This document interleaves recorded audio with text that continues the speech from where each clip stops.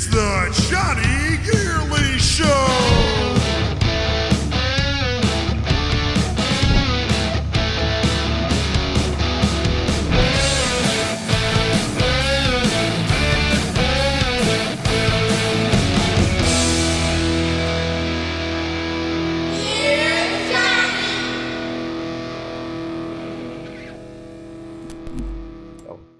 So what was the first band? Were you in the Vengeance? They asked me in the Vengeance after, their drummer got sick, and he after this was after football and season and something. The drummer was sick, and they had asked Jimmy Brown, who's the guy who could be drummer, and they gave him my name. Mike Roach called.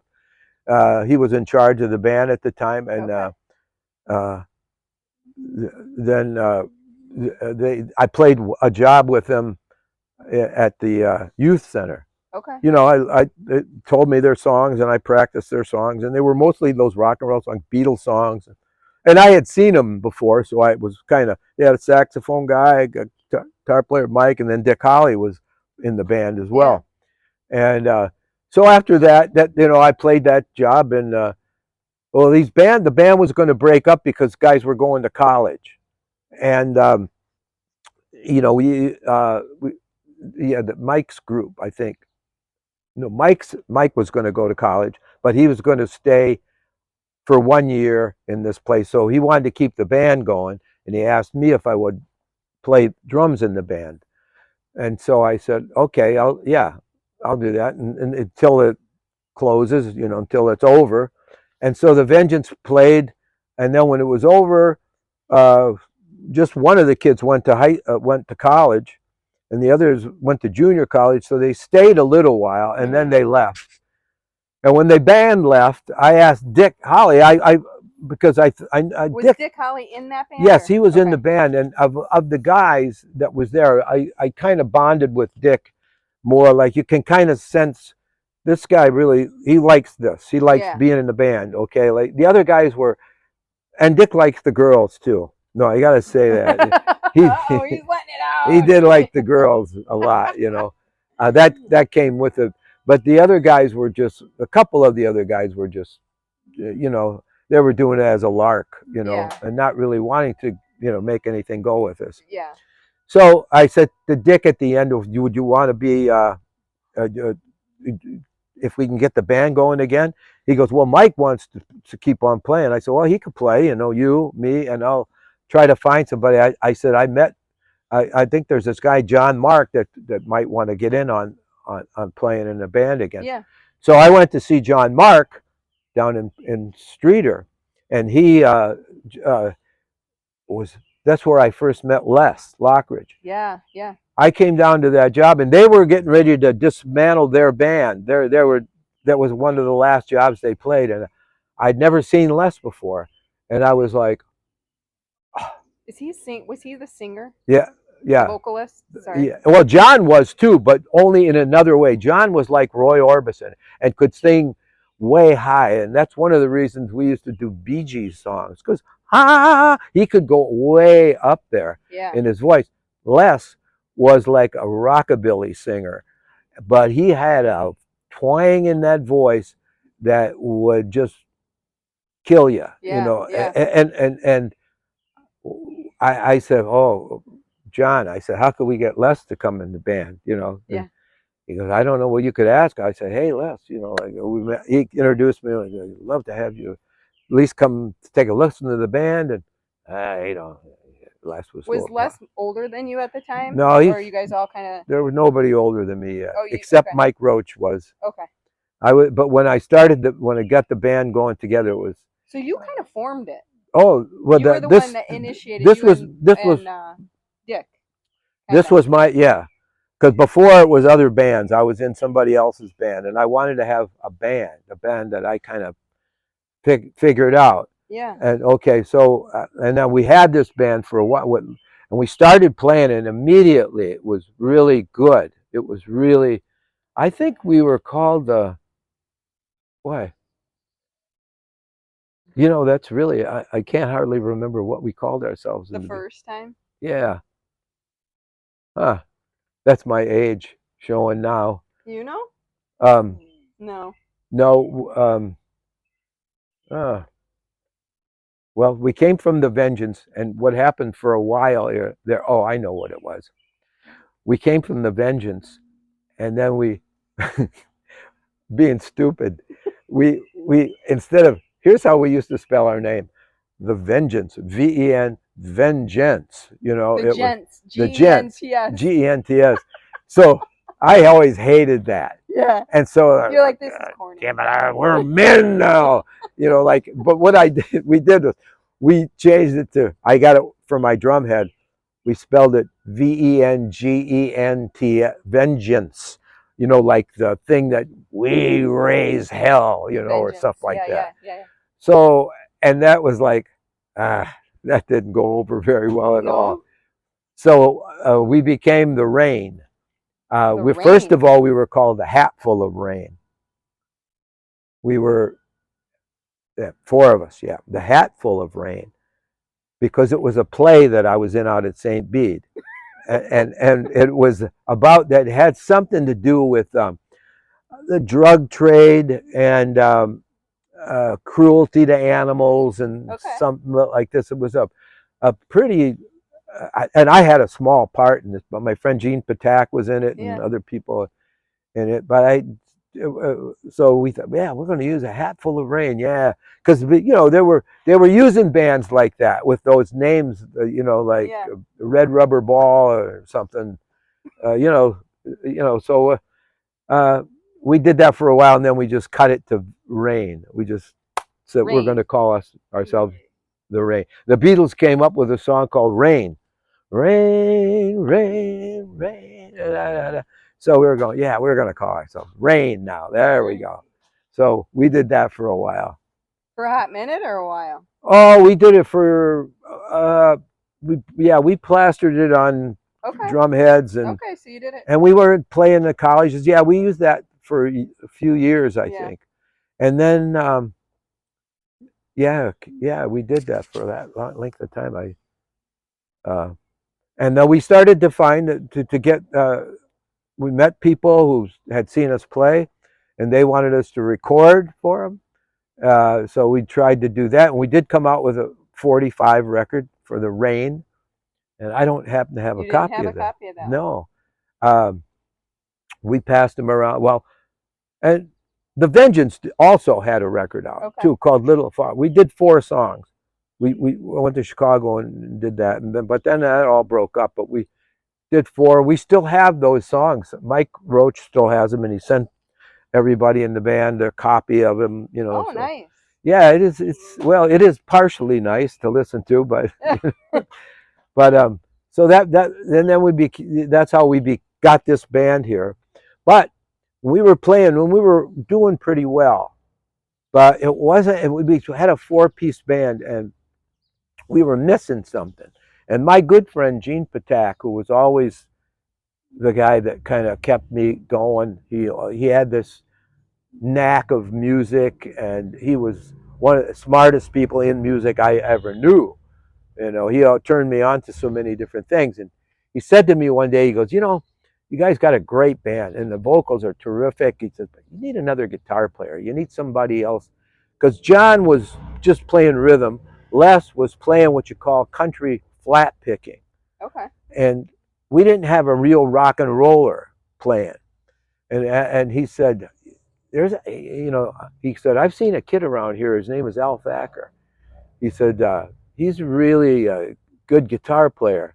Yeah, you got to check him out sometime. And in fact, he goes, he's playing down in Spring Valley tonight with the band. His band. So he was in a different band at the time. He was in a band called the Cadillacs. Okay. They were from the Cadillacs. Hey, and they were from. He lived in Granville, and as luck would have it for Al and everybody, a bunch of people came over to work at the steel mill, and they were all from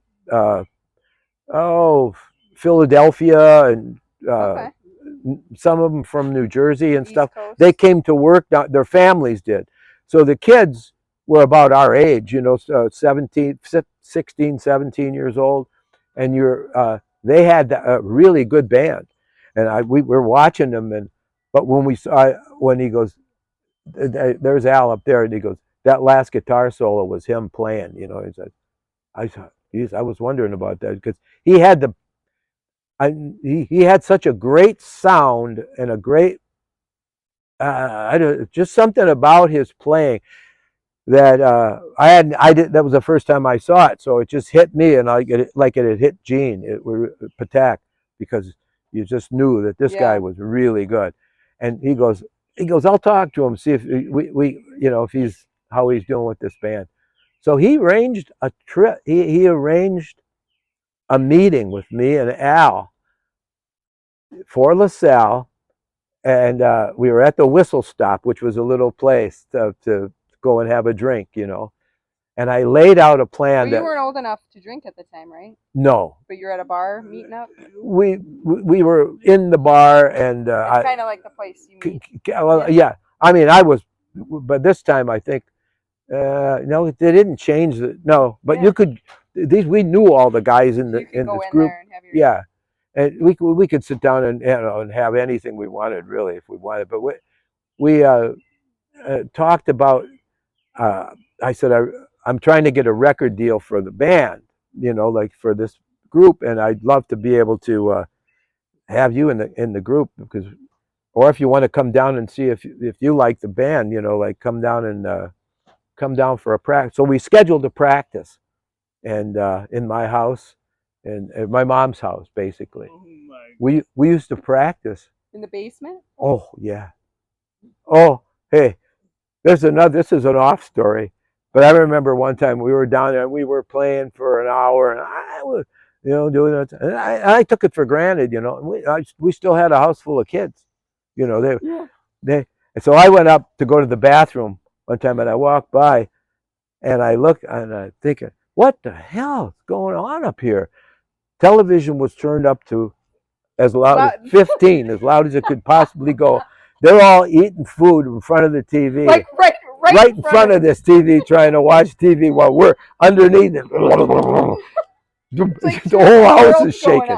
And my mom never said a word about, you can't practice here. Yeah. Just, it's okay. Everybody. I thought. Everybody can be happy. Yeah.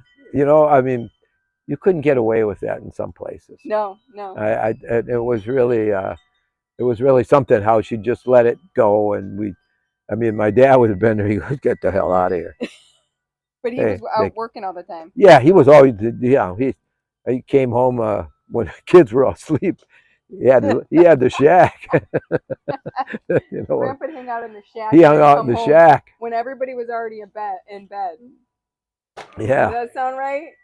Huh? Yeah, he was that way about it, But so he came to played with you guys in the basement. That was the first time. That's when the first time Al came, and then from there on, it just went great. I mean, that rehearsal, everybody who was there was like, oh boy, because Al worked out this Buffalo Springfield song called Bluebird, which we were trying to do, but really needed a guitar player. Al had it down. We were like, oh, we need him. We need you in the band. Did you have to do anything to really get him to leave the Cadillacs? Well, no, but they came after me. There was really? Somebody. I had a couple of phone call threats. And by that time, when we got Al, I got to say this, because by the time we got Al, we were older than. Oh, okay. That we were older than.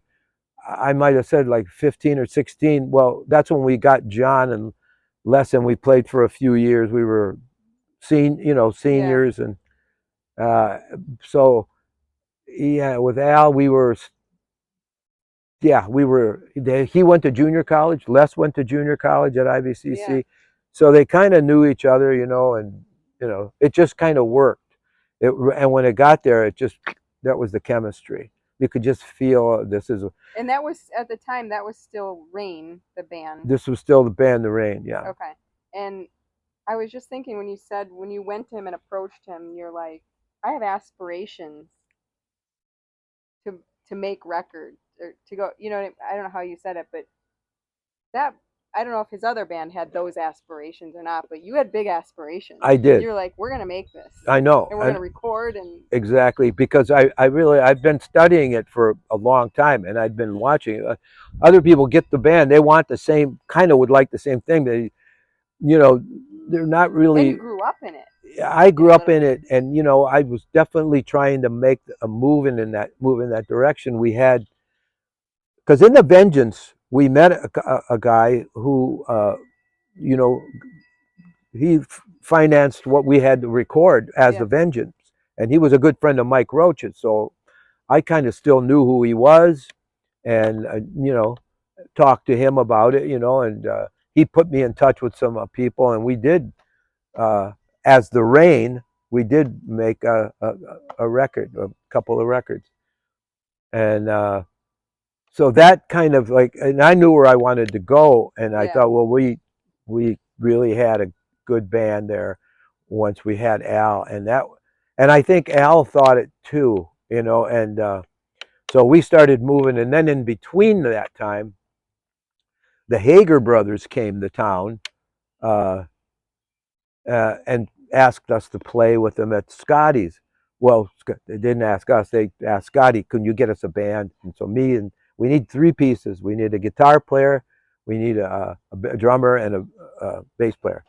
So we played with them at Scotty's up here, and we then we kind of like they had to move on their way. But one of the caveats of playing, one of the guys in the Hager brothers, one of the twins, he was going out with Sharon Valentine at the same time, who was Room 222 was a big show on television at the time, and Sharon Valentine was the star, and here she is right there, and we're hi. I'm Dick. So anyway, running off. Yeah. So we thought, well, this is cool anyway, and then we were starting a different kind of a band. Then we were trying to keep a band going because we just wanted to. I wanted to play. This is after I got back home from. Doing my Army duty. I had to go leave everybody for about 2 years. I had to do 2 years of alternative service because I had a low draft number on the very first. Everybody else in the band got a high draft number. Oh, and you had the low one. I had the low, and so I thought, well, there goes that, Yeah. But nobody else in the band had any of the ideas or that I had. So I thought, well, see what they could do with this, but it just didn't happen. Everybody kind of fell backwards. They weren't driven in that. Yes. Along that. You were very driven. Along that respect, and I was kind of raised in it between my dad and the people I met, and all these people. So I think that was a big part. So everybody kind of went their separate ways for a while, and then when I got out, I wanted to do a band again. I wanted to really get this band together, and when you look at it, it actually became the same band from the 60s, except without John Mark. John Mark was no longer available to be able to do that, and so I got Les. He was the first guy when I got home.